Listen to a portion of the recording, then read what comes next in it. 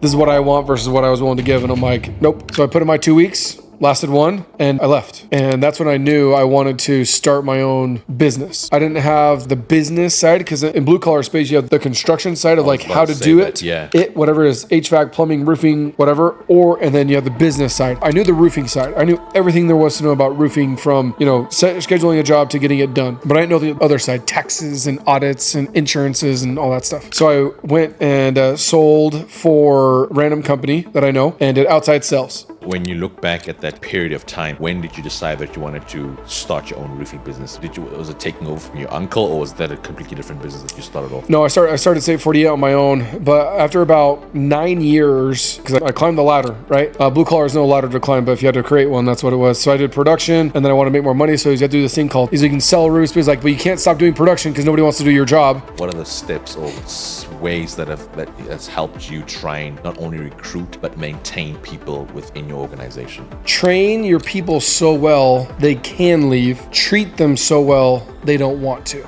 Do you think people are born leaders, or can they develop the trait to become leaders? You're not born leaders. Absolutely not. The only thing you're born with is a heartbeat and the law of gravity. And I just wanted to add on that and concur that leadership is just so important. Before I came here, I drove to Paradise Valley, 43 minutes one way, got on one roof, it was 111 degrees. Got on one roof, did my inspection, got off, uploaded the picture, sent the bid, did the whole thing, came back here, right, showing my team, and I sold $200,000 this month. We cleared $1.3 million in June of this year. Wow. I'll show you my CRM when we're done. But I sold 200,000 of that. I didn't sell zero. The code to winning, insights you need today to seize the world tomorrow. Today we have a special guest, the man, the myth, the very legend himself in his very own building. I'm going to give you a brief introduction of who we have. I want to start off with the most important attributes and traits. He is a husband, he's a father.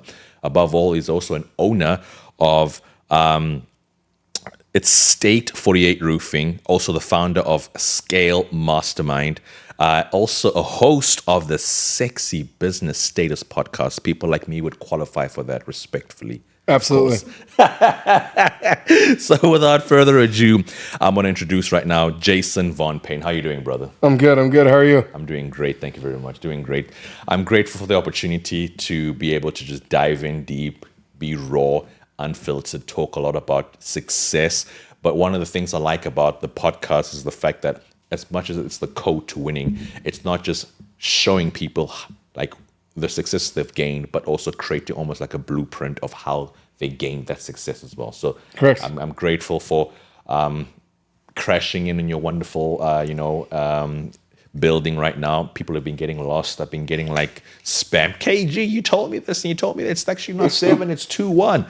But you know what? Save the best, so I'm grateful for the opportunity. Show up, yeah. Yes, sir. I actually put my laptop down because we're going to have a normal discussion, no questions. Good, I hate that so it's good. Here's 9 questions we're going to ask you. I'm like, bro, that ain't real, that ain't raw, that ain't authentic, but go for it. Only 2 people I never get questions, them 2 there and you. So it was just, and I often feel sometimes those are the ones that are just a bit more raw and just very real as well, because now you don't have your rehearsed answers as well. So I want to talk just about your journey. Like when you started like in the space, were you born in a wealthy family? No. Okay. Where are you from originally? Down the street. Born and raised in Gilbert. Okay. My entire life, 38 years. Oh, wow. Yeah. I'm one of 5 kids, family of 7. We weren't like poor, like we weren't rice and beans, impoverished, but we weren't, in a multi-million-dollar home and whatnot. My dad's been blue collar for 42 years. Mm-hmm. So, I mean, we always had everything that we needed, but I mean, it wasn't, like I said, it wasn't, scraps, but it also wasn't the cream of the crop either, just traditional middle-class family. Awesome. And I often love blue-collar stories because obviously I schooled in Utah and Idaho as well, and especially in Idaho, there's a culture of just my mission president. I got to tell you a secret. He's obviously from Hope Bay, Utah, which is the border. But whenever he started seeing missionaries coming from Idaho, last 6 months I was his assistant. He always got so excited because I'm like, President, what's the thing? Is like there's just something about people that are just in the fields and that just, working with potatoes and they're just that hardcore, like hands on, callous on your hands. Exactly, callous on your hands, whether it's resting or so forth. So, are you from that background as well, where you guys were like just pretty much like working hard and from a young age, parents kind of like instilled that kind of behavior with you guys? Yeah, so I grew up on an acre and a third on Elliott between Greenfield and Val Vista on an acre and a third, and it took me 3 hours to weed eat my parents' house, our backyard. Mm-hmm. So from Oliver Citrus to our sidewalk around our pool, driveways, everything took me 3 hours. I'd have to go into figure eight because I'd run out of gas and then run out of string on my weed eater. So it took me 3 hours. And then my dad would hop on the riding lawnmower and take him 45 minutes to mow the whole entire yard. And I did that every 2 weeks for 10 years. But we had cows, we had chickens, we had ducks, we had, I think we caught a snake once, pigs, so a little mini farm, mm-hmm. right? But yeah, we were, screens and electronics and stuff wasn't a thing. I mean, this is the late 90s, early thousands. So like electronics were there, but not like they are now. But yeah, like if you found me, I would have I'd have a shovel in my hand and I'd be looking for something to do outside with my family. My dad would be doing DIY. Probably he is the HGTV in 1995 to 2000 was my dad. Everything DIY. He did everything himself and he was very handy. And that's where I learned it from. So yeah, me breaking a sweat, like I said, just before we came on here, I'm on 75 hard. It's 111, I think right now. And I had praised the Dakota too. I told him, I was like, hey, we either going to go right now or in like 45 minutes. Cause I had to get my second workout in. I don't want to do it tonight at like 11 PM. He's like, I'll go with you. And I'm like, you're psycho like me. Come on, let's go. So sure enough, 111, we go 45 minutes. Like me breaking a sweat and getting my clothes dirty. Like a lot of people, like I love that. Like that's sexy to me. I love that so much. And I think discipline is such an important trait as well. Them two are my coaches. And so I haven't been in the gym consecutively for such a long period of time. And I think just seeing the level of consistency that they have, it's such an attractive thing to be surrounded by people that are just pushing as well. I know I've been doing shout outs for them the whole day pretty much, but like they're my brothers. If you notice, we're triplets, but you got to look deeper to see the resemblance. Can you see real it? Deep. Can you see it? Like DNA. Yeah. Under a microscope. Yeah. Under a microscope. But no, I'm grateful for them. And I want to touch on about business. Business is I often tell people this is the capital of capitalism. Like obviously being an immigrant myself, obviously permanent resident right now legally, but like in terms of when you entered the market and in terms of what was the first business that you started doing? So my first business, I was probably 12 to 15 years old, and I had a 21-speed red mountain bike and a radio flyer wagon. And I would put an ice chest on the wagon and strap it down, and inside I would put frozen chimichangas and Coke soda pop cans. And my buddy carried the other ice chest. So I would carry the chimichangas, he would carry all the soda pop. So Pepsi, Coke, Dr. Pepper, Sprite. And we drove across the street off of Elliott to the southern side of Elliott, which is called Finley Farms, the neighborhood, when it was being framed. And I would literally go sell chimichangas and Cokes and whatnot to the stucco guys, to the framers as they were building that neighborhood. And I didn't even know what we sold them for, $1.50 or whatever type deal. And then as I got into high school, I played sports year round. And so during the summer, during the school year, I didn't have time to work, or I chose not to work. And I played sports. But during the summer, I owned a landscaping business. So I'd go cut all the local lawns around where my home was. Wow. So that was one job that I had. And at the same time, I was a lifeguard. So I'd either teach swim lessons or dive lessons or just lifeguard. And then I also owned a hay distributing business. So my uncle worked for Fort McDowell Casino, the tribal land over there, for 40 years. And he would deliver a squeeze of hay. It's hundreds of bales. I forgot how many it is. And he would drop it off at my parents' house. And I'd have to hop up to the top and pull bales of hay down and put them on a wheelbarrow and on a flatbed trailer and drive my dad's truck around to the houses and drop off anywhere from 1 to 5, 6 bales of hay a week for my neighbors, for their cows and their horses and their animals. And I did that for most of high school every summer until I went on my LDS mission. And Mexico City. Okay. So fluent in Espanol. And and that's work ethic in and of itself, every day for, 12 hours a day for 2 years. And then, came back, continued doing landscaping for a year, making $12 an hour. And my cousin reached out and said, hey, I'm moving. I need someone to fill in for the roofing portion of my uncle's business, my dad's business. Do you want to come work? And I said, sure. I said, well, I don't know roofing at all. He's like, not a problem. You need a clean driver's license, you speak Spanish, and good work ethic. And I said, well, I have all three of those. I said, let's go. And so he's like, we'll pay you $14.50 an hour. And I'm like, bam, I'm out of here.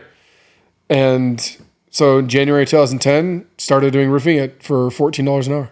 Wow. And so you've obviously been in the field for 15 years, if obviously math says it correctly. And so when you look back at that period of time, when did you decide that you wanted to start your own roofing business? Was it taking over from your uncle, or was that a completely different business that you started off? No, I started State 48 on my own, but after about 9 years, because I climbed the ladder, right? Blue collar is no ladder to climb, but if you had to create one, that's what it was. So I did production, and then I wanted to make more money, so you had to do this thing called sell roofs, and I'm like, okay, well, you can sell roofs, but he's like, but you can't stop doing production because nobody wants to do your job, so you have to do production and you have to sell.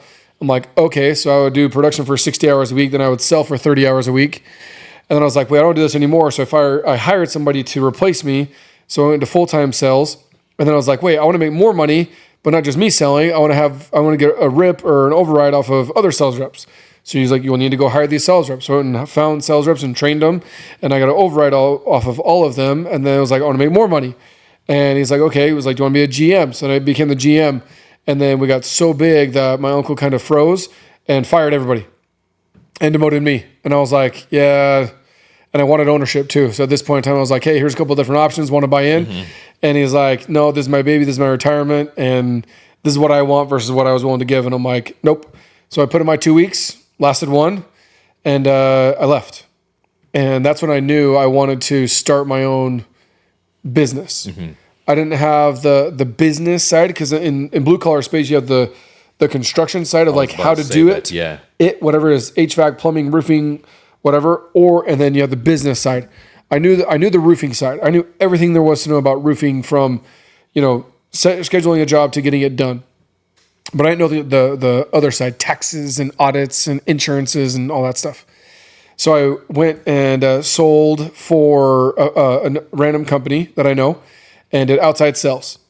And I said, but I've been posting once a day, every single day on social media since January 2010. Because I told it was dumb and it wouldn't work. I said, Jason, like, we're not doing that here. So if you want to do it on your own. I said, okay. So I'm gonna start this Instagram handle called Jason the Roofer. So January 2010, I started that. And just every day, hey guys, Jason Payne up on the roof. Need a roof, call me. Wait, so you got Instagram 2010?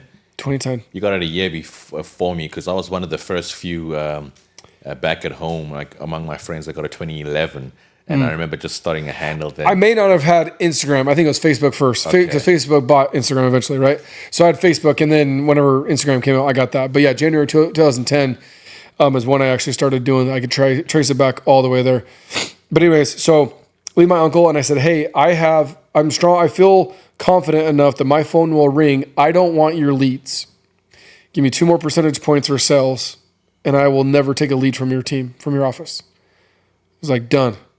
So his marketing expense for my leads were 0. Well, 2%. He gave me 2%, but if it cost him 7 and I only asked for 2, he makes 5. So I'm his most profitable sales rep from day one. I sold $1.8 million in 13 months. Wow. In revenue. Apart from $500,000 cash under the table.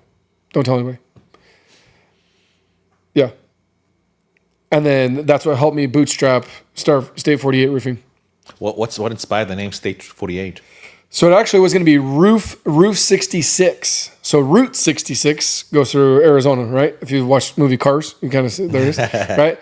And I actually was going to call it Roof 66. And we had the whole, like, the interstate little logo and all that stuff. And I didn't even know where it came from, but we were just, like, on the internet looking it up. And so Arizona is the 48th state, and that's where it came from. So State 48. And then my uncle's was Payne & Sons Construction for the longest time. But construction is such a vague coverage term. I'm like, dude, like, we were getting hit up for additions and remodels and kitchens and bathrooms and garages and detaches. And I'm like, we only do roofing. Back in the day, he did. So I rebranded him to say Payne Roofing. What do? We do roofing. Like, whatever you do has to be in what you do, right? Like, that's kind of my marketing tool. And so I said, whatever it is, found out. So I got sued 6 months into owning State 48 Roofing. I get sued for trademark infringement from the apparel brand called State 48. And they're like, hey, you're using our likeness, our domain. I want your phone number. I want your domain. I want all your stuff. I want your cell phone number. I want everything. So I had to hire a trademark attorney. And when you're 6 months into business, you don't know what trademark is. At least I didn't, especially coming from blue collar, not from corporate America. And I had to hire an attorney. And I'm like, dude, I don't know any attorneys. So I literally Googled, I asked my CPA, and he gave me one. And long story short, anyways, I found out there's 104 different entities of State 48. And you can't trademark it. So told him to pound salt and kept going. And I want to just add on that as well. One of the things that's different compared to white collar or corporate America and blue collar is the fact that blue collar, as much as it may have the work ethic and as much as it may have the grit and resilience as well, sometimes it may lack in terms of like financial education, business education, running a business, stuff like that. So often you see people that do construction and just stay there their whole life, just like building homes and stuff like that. Yep. What was that turning point for you when you realized that, okay, if I'm going to be running a business, I got to learn the business aspect of things? So I'm a unicorn. I did not start doing roofs. So I didn't grab my shingle gun and pop, pop, pop, pop, pop, pop, pop, pop, pop. I didn't start there. I started in management because my cousin left and he wasn't the dude doing the shingles or doing the repairs. He was the one dispatching I think we had like 2 or 3 crews. Mm-hmm. So he'd be the one to go do that. And he would go sell and he would go pick up the trailers. So that I started in that middle management from day one. So to this day, I still have not installed an entire roof by myself ever. But I know how it goes on. I know code to put it on and I know what it should look like to make sure it doesn't leak. But like me actually doing roofs, because a lot of them, they do that, right?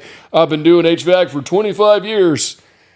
Okay, right? But you don't know how to spell P&L, right? Or you don't know how to, Precisely. What does CRM stand for? Exactly. That kind of stuff. And so that would be my like I said, the unicorn dust that I get to bring to the table is that I grew up in the blue collar, but I didn't grow up in roofing. I grew up in flooring. Mm-hmm.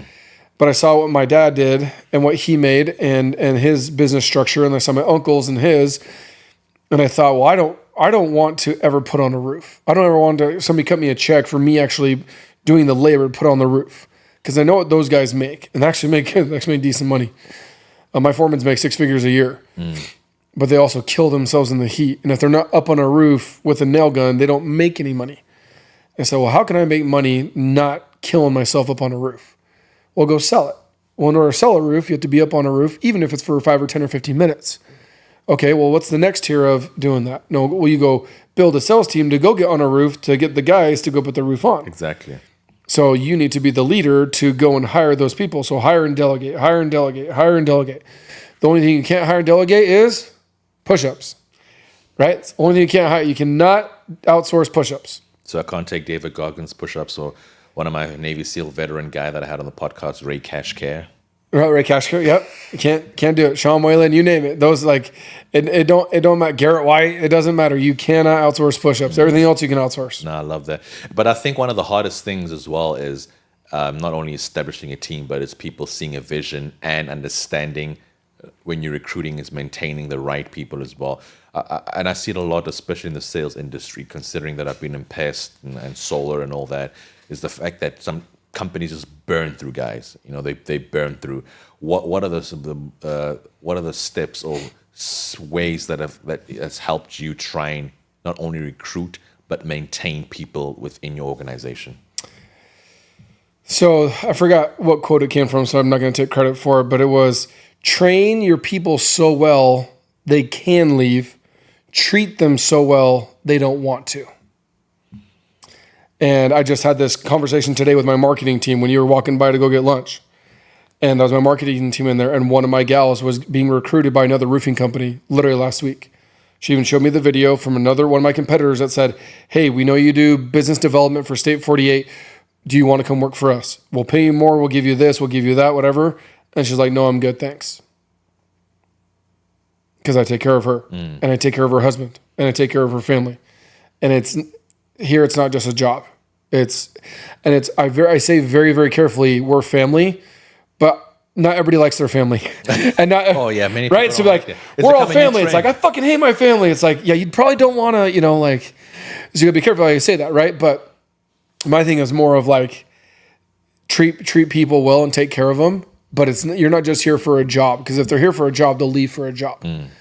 But when I invest in you and your spouse and your kids and your family, and I want the best for all of them, you'll never leave me. And I think it's also the genuine concern and understanding people's situations, like the small things that people care about, birthdays and just like what they're going through, understanding. Because I feel like I think I was speaking with him earlier on today. One of the things I care, the reason why I never, ever, ever, under no condition will I ever do a virtual podcast.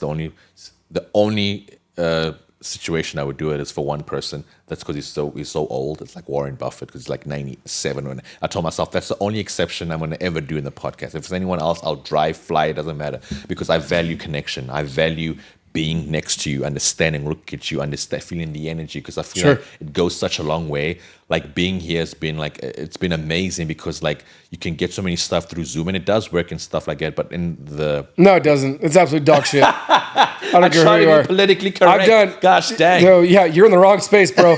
You're in the wrong office in the wrong building. You're going to be politically correct, bro. That is not how it works here.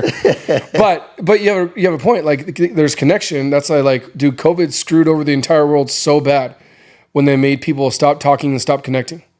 In-person events, in-person concerts, in-person meetings. People need that connection. They've needed it since Adam and Eve. Adam and Eve were not born on Zoom, right? Nor should we be. There's connection. There's tangible connection. That's why, like, the Tony Robbins of the world and those guys, they throw events and there's millions of people online.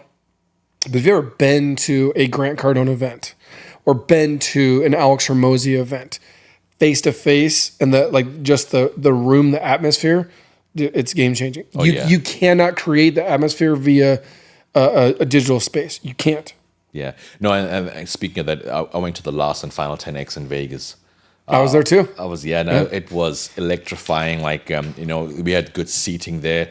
Started seeing, obviously, the grand birthday party, but like, it's certain guests that are not social media presency, like the billionaire lady that made it from ground up, but like Jimmy Johns and Martha Stewart, Eric Trump.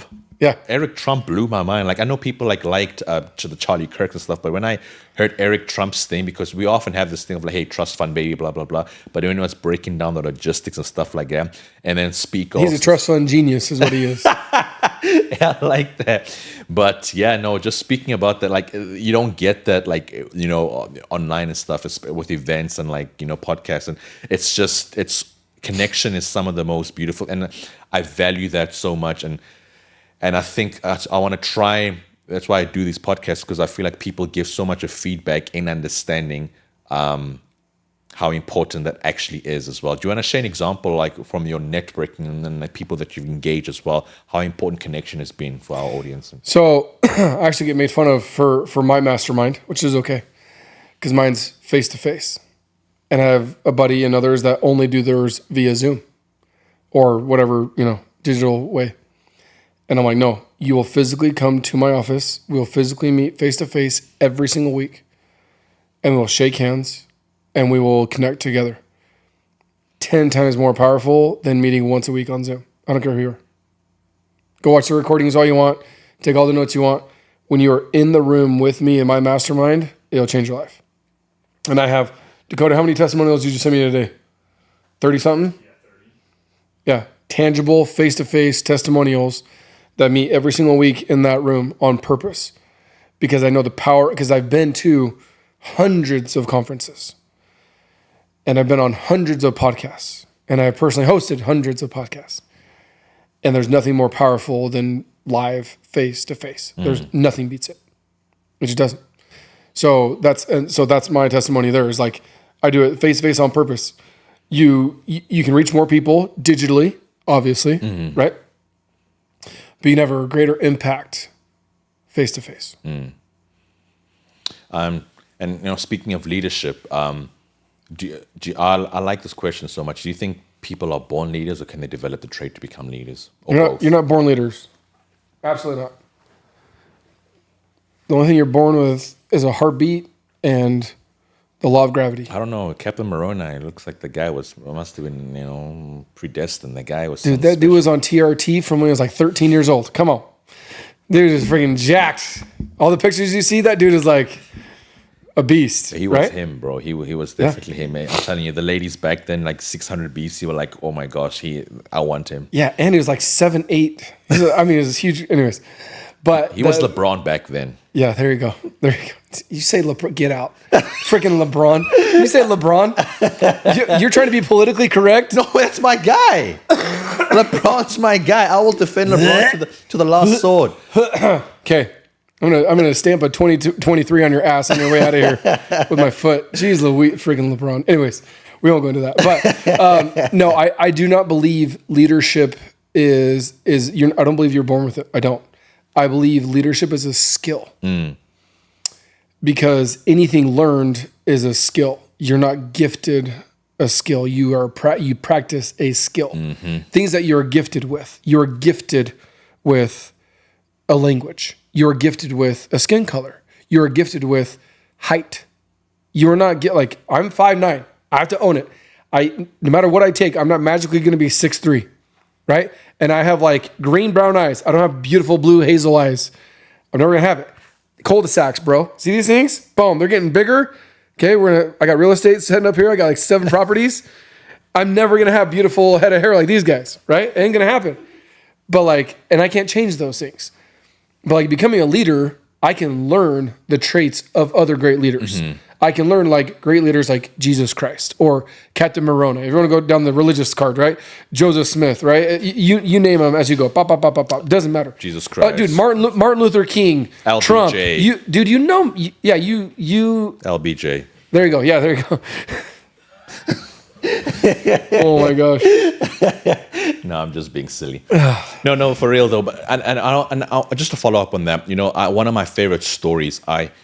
It always gives me. I'm a visual learner, so every time I read stuff, I just always paint a picture in my head. But often, when you hear about the Vikings and conquering land and the whole we're gonna burn the bridge. We're gonna burn our boats because we either conquer or we die. Yep. Form of mentality. But it's not just that whole story or scenario, but it's the ferocious way in how people, literally leaders back then, were followed to the sword. You know what I'm saying? It was strict obedience in a way. And back then, if I make a similitude right now, what would you say leaders can do right now to have that level of impact where people can say, listen, I trust you and I'm willing to go all the way with you right now? You have to be a man of truth. Because if you're not a man of truth, what do you stand for? And one of my favorite sayings, that came from Garrett White. One of my favorite quotes or sayings is caught versus taught. We can hop on podcasts. We can write stuff down. We can record videos on Instagram. Do this, do that, do this, do that. But if we aren't doing the this and we aren't doing the that, we're hypocrites. And what person wants to follow a hypocrite? Right? Don't cheat on your wife. And I see him at the club cheating on his wife. Don't drink alcohol. And I see you shit-faced on the weekends. Don't eat McDonald's and you have a membership to Wendy's. Bro.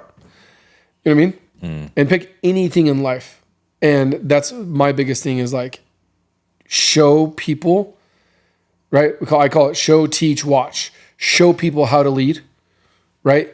Then teach them how to lead and then watch them lead. But you have to be the example first, plain and simple, right? If you're not putting in the reps, why should I? You think as a business owner, if I'm not putting in the reps, why do you think any one of my team members should do as many reps or more reps than me? It doesn't make sense, right? Teach your kids, hey, don't say bad words, and you're dropping the F-bomb every other word. That's why Andy Frisella can't have kids. I'm just kidding, right? But the F word is a verb for him, right? So he probably wouldn't teach his kids not to say the F word because that's his favorite word. But the point being is you have to be an example of what you want and what you don't want. And what you want and what you don't want, people will follow or not follow that example. Does that make sense? That makes perfect sense. So, but like that's been my biggest thing is like your people are always watching. Sean Whalen taught me this. Never let someone else raise your kids. Don't let someone else raise your kids. Be the example. Show up for them. Show them what's right. Show them what's wrong. Show them what honor looks like. Show them what respect looks like. Show them what chivalry looks like. How to treat a woman. How to treat kids. How to treat a spouse. How to treat the elderly. You have to show them. Watch them. Have your kids watch you open the door for somebody else. Not, hey, go pick up that piece of trash. No. I'm going to go pick up that piece of trash. Hey, watch as I pick up this trash. But you don't say watch. You just do it. And then randomly you look in the Fry's parking lot a little bit later and you see your 6-year-old, your 8-year-old picking up a piece of trash and running to the trash can to go put it in the trash. I love that. But in all aspects of life. I agree. And matter of fact, I know you said in one of the scenarios and examples you're giving, you said Trump as well. I saw a G20 summit recent video. So there's a video that's been circulating when I think it was with Barron Trump. And he said, like, don't drink alcohol, don't smoke, don't do drugs, and no tattoos, right? And in the G20 summit, it's so funny. They all had wine there, and he had his like Coke, a Coke Zero. What is it called? Like a Coke Light. And what my point is the fact that the reason why he was so passionate about a topic such as that is the fact that I think if you read his books, he talks about his older brother that was like his role model that ended up like dying from that. And he ended up like standing on principle by teaching that to his kids as well. My biggest role model to this day is still my dad, because I feel like is not only is a man of integrity, but he just always chooses to go the higher route as well. And we have our family group chats when there's like a bit of a misunderstanding or quarrel, when we don't like something.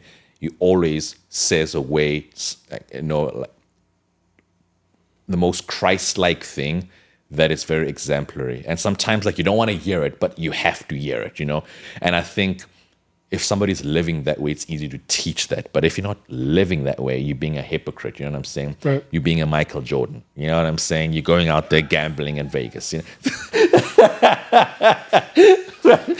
Yeah, and you trip and fall and become a billionaire. Just crazy how that works. Yeah, and LeBron's plane could fit inside one of 3 of Jordan's. Jason, man. Yeah, and what's defense? How do you spell defense? D with the fence, like in high school. At a high school basketball game, the D and then the painted fence, right? That's how LeBron plays defense. I've opened up a can of worms. I better stop it immediately. 6 rings.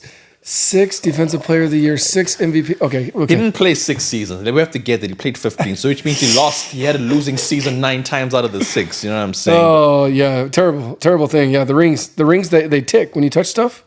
Metal on, those rings. Every time you touch, doesn't matter. He can't do this on, he has to, no matter which hand he does it on, you'll hear it no matter what, because it's not just on one hand, it's on 2. That's fine. I put 2 this side. You know there you go. Yeah, one's your ring finger, though. Oh, it's awesome. I love it so much. Now I want to talk about the mastermind. I know like time has been going by so quickly. When did you start the mastermind? So I was talking with the twins and Dakota, and dude, like 3 years ago. It was me and 2 other business partners, and I don't know. It came together real quick. And within 12 months of being together, we threw a 700-person event. And we had people like Brad Lee and Sean Whalen. We had Ed Milet on there. We had, Natalie and Brandon Dawson were on there. Josh Snow, you name it. Like we had all these speakers. Pace Morby. There's a lot of influential guys up on that stage. Jamil's coming tomorrow, by the way, to the studio. Oh, really? Yeah. Tell us that hi. Pace is just went to Montana, but we planned to. But anyway, Jamil's coming. Yeah, he's cutting his grass this morning. I saw him. Yeah. But it's been the whole reason for the mastermind is not to make millions. I'm sure that it'll get there one day. But my thing is more of the irony that plays into this, because you've been asking a lot of leadership questions. I feel like, especially in the blue collar space, there is a huge gap in leadership. Because the leaders that we learned from in the blue collar space, all the baby boomers, they were trained and taught differently than our generation. And it's not the same. It's just not. They didn't have iPhones and internet and all these other things that we do now. And so it's just different. It's not harder. It's not faster. It's not smarter. It's just different. But I feel like a lot of us, my age, we are begging to be led. And I've been blessed, and even Garrett White, I was talking with him the other day. Like, when you are called, you cannot deny that calling. And nobody can deny it, right? No matter what you say or he says or she says, like, if I believe that I was called to do that, called to help men, become better spouses, become better business owners, become better parents. And that is what I've been asked to do, apart from owning and growing a roofing company, then that's what I need to do. And that's why I did it, because it's right now it's I won't say it's not profitable, but it's not there. Like, I couldn't just live off of my coaching program right now and pay my bills with my family. And I think that's the reason why, is because it's not there, but there's something fulfilling there. There's something when you can help somebody else change their legacy. And that came from a really, really rough upbringing. Like, I wasn't beaten by my mom or my dad. I know people that were literally beaten and terribly, terribly treated by their siblings or their aunts and uncles. You're talking about being molested as a kid and drug abuse and all those things. I didn't grow up with that. I didn't. Yeah. I grew up in a beautiful picket white fence, stereotypical LDS home. I did. So I can't relate to that. But what I do know is that people have been, and they need help, and they want help, and they're looking for help. And the internet and the society and the way we see ourselves right now is so whack that people don't know what to look and what to trust and what to believe in. And I've been blessed to put my money where my mouth is and put my foot where my mouth is and really show people. Like, I built a $10 million company in 40 months from zero. No investors, no partners, no loans, just straight grit. But I've also had exceptional mentors help me along the way. Yeah, my mom, my dad, a little bit, sure. But other external influences, and with what the success that I've been able to have in building a team and having dozens of employees and a building like this, it didn't come overnight.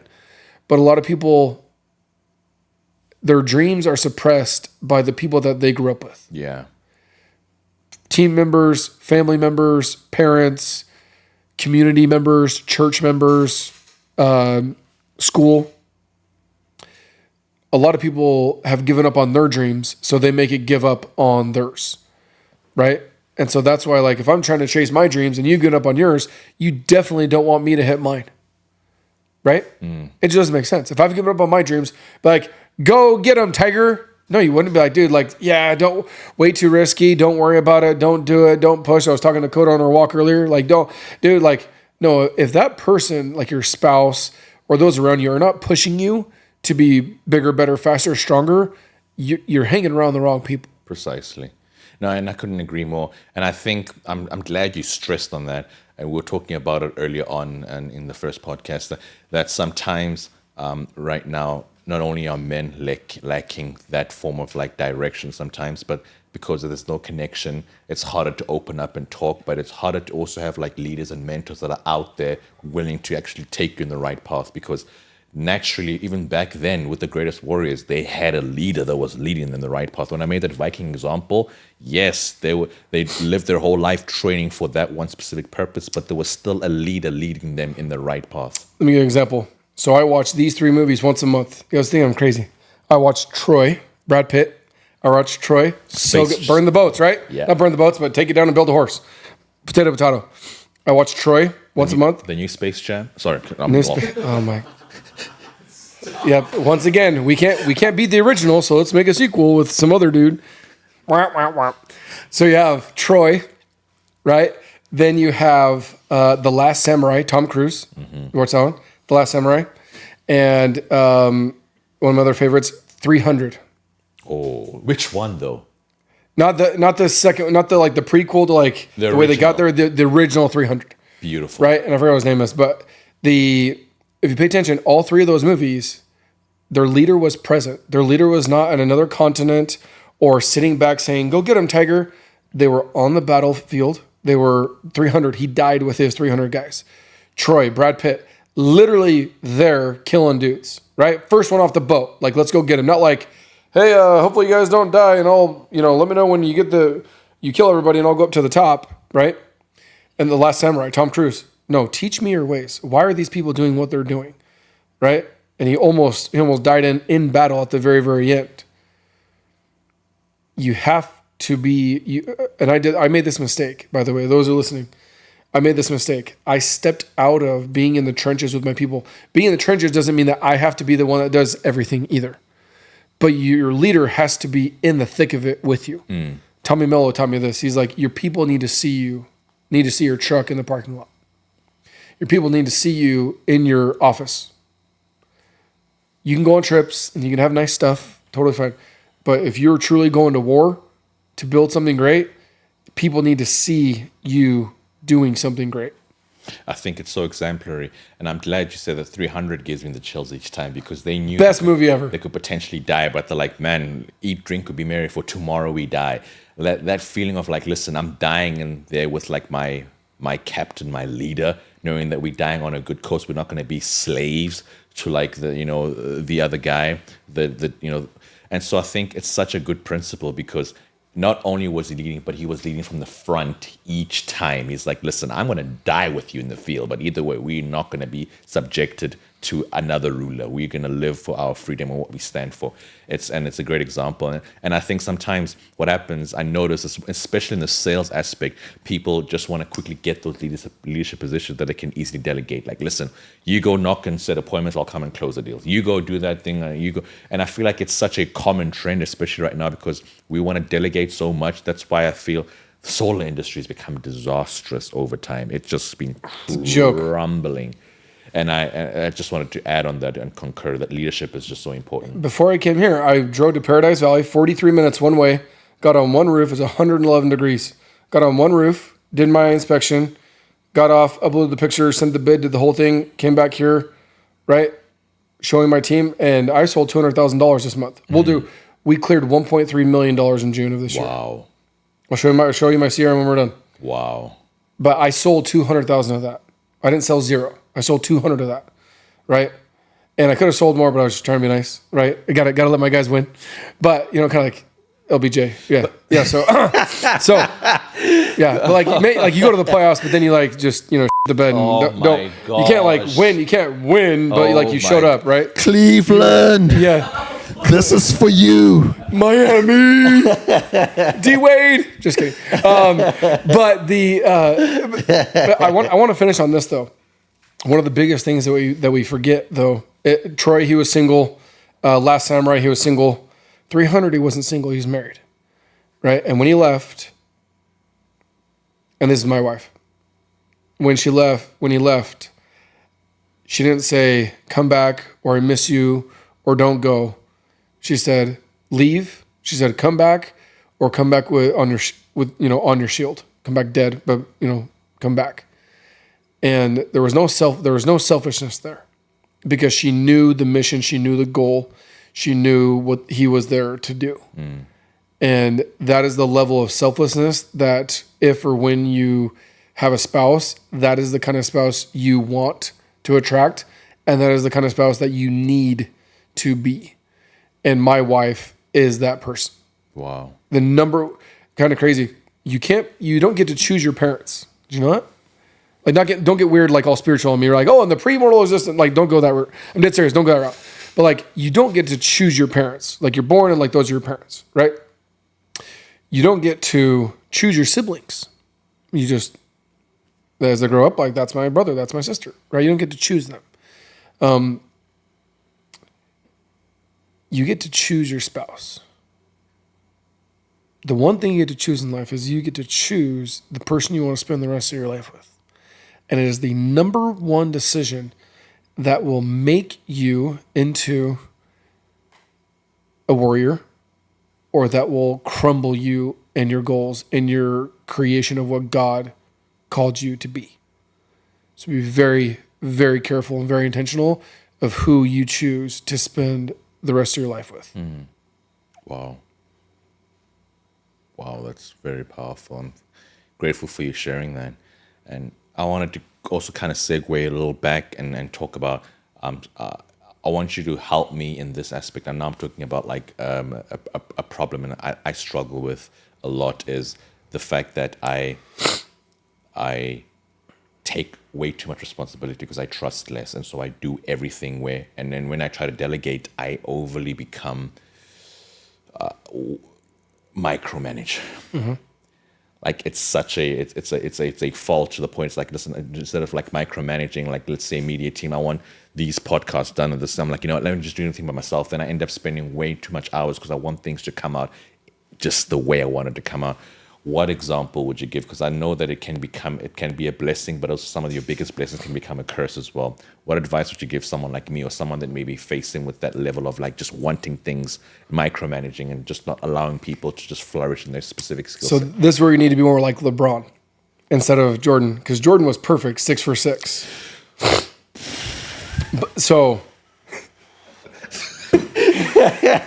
But like LeBron, like he got it done, but in a bubble, right?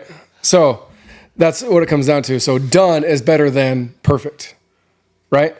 So He uplifted people around him. You know what I'm saying? So I don't care when who he you left, are. everyone just went down and they became like a lottery team. That needs to go viral. Done is better than perfect. Perfect 6 for 6, or you can be like LeBron and just kind of like come and go when you want to, and if you want a ring, you don't. But if not, people still talk about it. That bubble was the most mentally draining kind of like thing. I think that's equivalent to like 3 of like Jordan's like titles. Yeah, right. Oh man. So to answer your question about that, though, micromanaging and delegating and whatnot, a lot of it is we didn't grow up being trained on what to do in our job. We just kind of like had to go figure it out. You have to fix that. You have to train people exactly what you want them to do and exactly what you want them not to do. And a lot of the times it's a lack of training on our behalf. So we don't trust our people to go do X because we haven't trained them and watched them to do X. So there's a trust factor there. It's not that they're good people, that they do it right. We haven't trained them to do it correctly.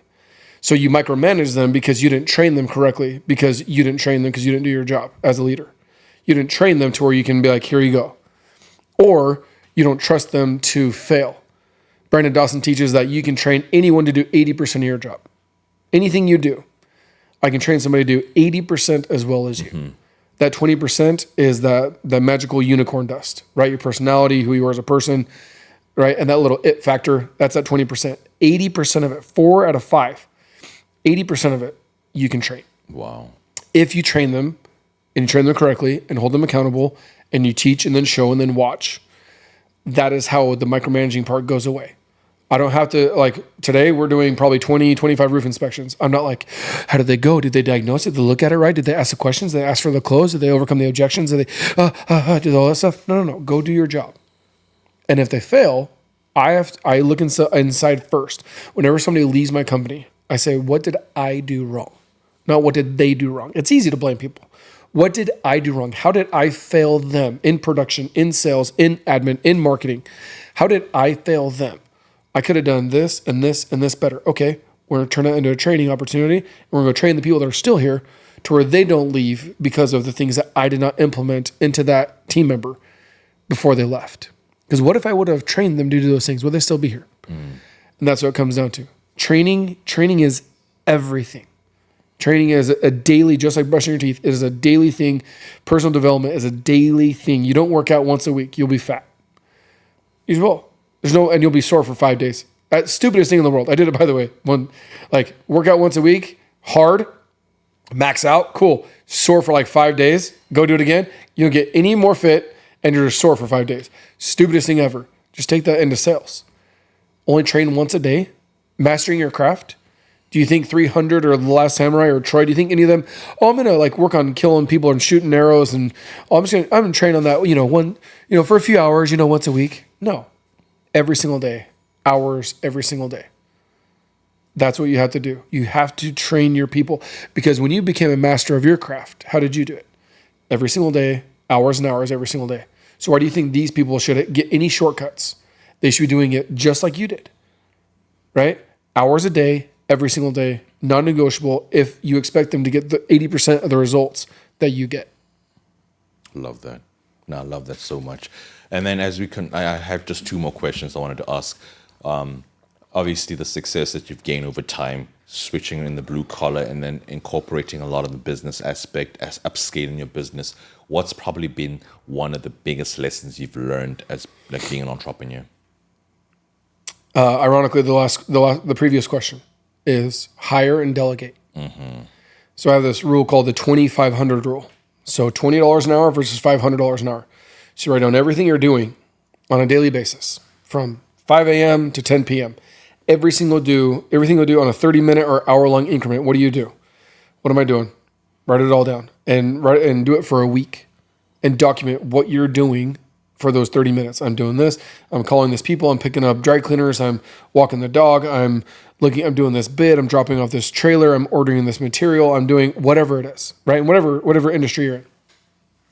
At the end of the week, get a yellow notepad, right? My boomers, get a yellow notepad, right? Or I'm 38, get a remarkable.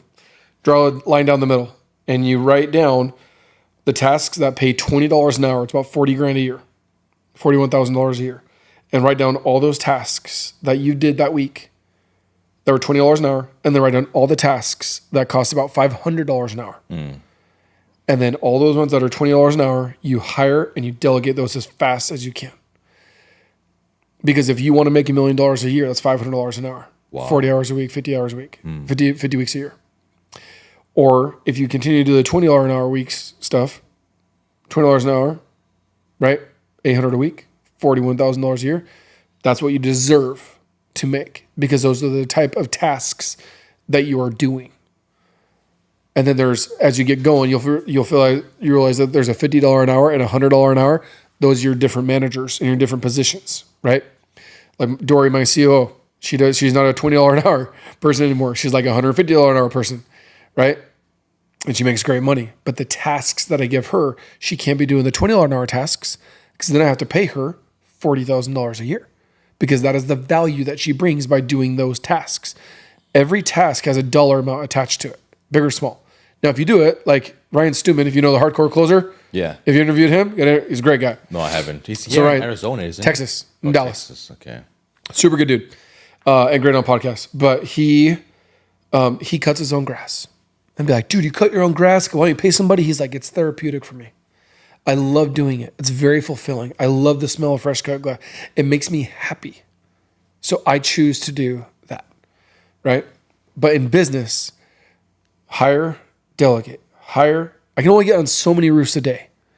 You can't do $1 million a month in roofing and be the number one sales rep. I don't know anyone, not in commercial, not hailstorm chasing, residential, retail. I don't know anyone on planet Earth that can sell $12 million of roofing in a year. It doesn't exist. Average sales rep does 2 to 2.5 million. Okay, cool. You immediately have capacity issues if you do the math of how much they make. Okay, so I need more sales reps to go and sell more roofs. Grant Cardone teaches the two things that you don't delegate or that you delegate but you still are the number one at, marketing and sales. Two things you never give up. Even as you're growing and as you're scaling, never give up sales. So continue selling, keep pounding those doors, knocking those doors, right? Selling those roofs. And number two is always never let somebody in your business out promote you. No, that's powerful. I often ask, one of the things I actually like is when I conclude the last question, I always ask people, because it's the code to winning. So insights people need today to seize the world tomorrow. For Jason Payne, what defines winning? And don't say Michael Jordan. So what defines winning? So not Michael Jordan, but 23. No, just kidding. What defines 23? What defines winning? So the definition of winning, in my opinion, is to be able to do what you want, where you want, when you want, with the people you want, with no restrictions. So if I want to leave tomorrow and go to the Bahamas for 30 days with my wife and my kids, I buy plane tickets, I fly out there, I go there for 30 days, I go there and I come back. That is winning. Love that. It might be that week. It might be I want to go sell $100,000 in roofs that week. And I'm going to go get on a shit ton of roofs, talk to a ton of homeowners, sign a ton of contracts, and pick up a lot of checks. And that is my goal for the week. And that is me winning. Wow. But I get to decide where I want to go and what I want to do. I want to come on this podcast at 5:00. I can move my calendar. I don't have to ask for PTO.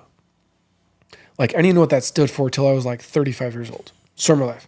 Didn't come from corporate America, right? Like PTO, I'm like, I was like toilet paper. Literally, I was like PTO. I literally had no idea what it meant. Start my life. I had no idea what PTO meant. And my brother-in-law works in corporate America. And he's like, oh yeah. He's like, oh, I can't take this 3-day weekend off to go up north to the cabin because I don't have that much PTO. I have to save PTO for Christmas. And I'm like, what a shame. To each their own. To each their own. What a shame that somebody, another human gets to decide how much time you get to spend with your kids and when you get to spend time with your kids and where you get to spend time with your kids or your spouse or whatever it is, that thing that makes you tick, that makes you win or makes you feel fulfilled, right? That's my thing. So I work my ass off every single day to where I can, and there's processes and levels there's tiers of that, right? Knowing that like I can go wherever I want, do whatever I want, and my credit card won't bounce, right? And my team will still be here and we'll still make money while I'm gone, right? And I get to create experiences with the ones that I love whenever I want, wherever I want, no matter the cost. It's powerful. Jason, if you could let our viewers know where they could get a hold of you, if they want to try and jump in the mastermind or learn anything about your coaching, any course, or anything you may have, can you let our viewers know, please? Yeah, so easiest thing is Jason the Roofer on Instagram. That's literally it. Everything else doesn't matter. You'll figure it out from there. Like it's if you go there, you will if you follow that page, there's over 7,500 posts, all from this iPhone or the iPhone, 2, 4, 6, 8, 9, 11, 12 as I go up. But literally 7,500 posts from my phone. Wow. All from me, not from a social media. I mean, he'll clip it, but I still post it, right? But most of those are from me on a roof, in a podcast studio, at an event, whatever. And all I'm trying to do is just add value and educate people on how to be a better spouse, how to be a better parent, how to be a better business owner, how to be a better team member, how to be a better man of God. Am I perfect at it? Absolutely not. But I am trying. And people can learn from your failures and your wins. But they don't, if you don't share it with the world, they don't know. I love that. Love that so much. Ladies and gentlemen, the code of winning insights you need today to seize the world tomorrow. The man, the myth, the legend, LBJ himself. Oh, sorry, Jason Payne. Thank you very much, brother. Go Bulls.